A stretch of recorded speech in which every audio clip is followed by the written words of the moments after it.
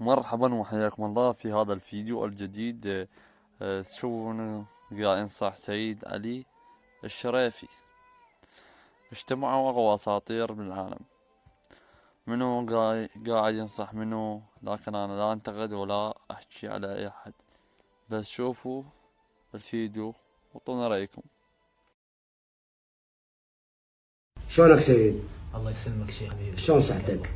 والله مو شيء. سيد انا اريد خاطرك الله يسلمك. وانا احبك وانت جدك رسول الله.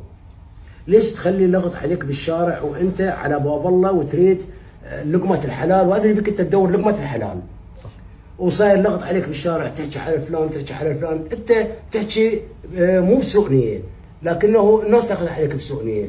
يا اخي انت ابقى بشغلك وعملك وما لك علاقة بالعالم، وردك من هاي الساعة بعد ما تحكي على حد. لا ابد. ها؟ ابد من اليوم، لا ابد، لان شويه اللي واجهته مو هين. لا تعطيني عهد ووعد. تحملني على محمل، يعني انا اليوم من الشاقه ويا الشيخ جوز غيره ما يشاقه وياك. ما يخالف. بس انت تعرفني انا نيتي شنو. ما يخالف، جدك رسول الله. عرفت شلون؟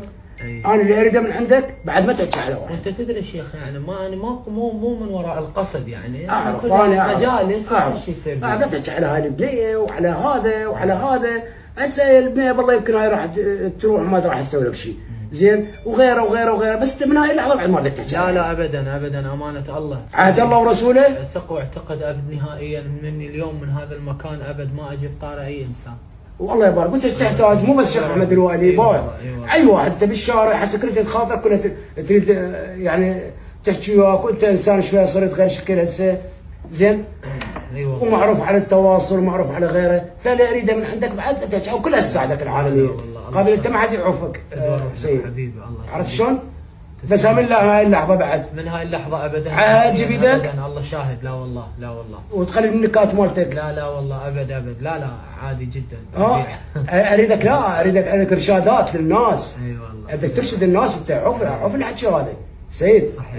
انت الناس تقتدي بيك، جدك رسول الله يا حبيب روحي، فدور قلبك.